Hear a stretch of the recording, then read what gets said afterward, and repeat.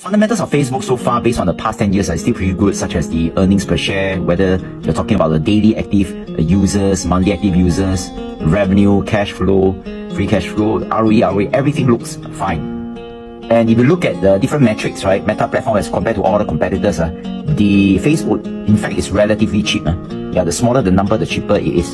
So these are the valuation, which means that these are the possible entry point, right, for investor. So based on Morningstar, it's about $400 per share. So as of now, will be undervalued. Guru Focus is 380, will be undervalued. PEG, right, is less than 1, is undervalued. But a much more conservative investor. So my intrinsic value is about 162 to 225. Anticipating that the share price may fall further, but this is just my guess based on what Facebook has said, where the expense rate, right, is going to grow faster than the revenue rate.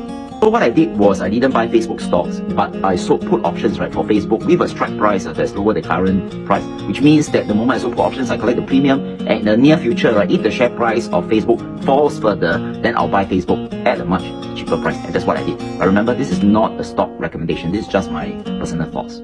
So what do you think? Will you buy Meta stocks or not? Please comment on this post and share with me your thoughts too.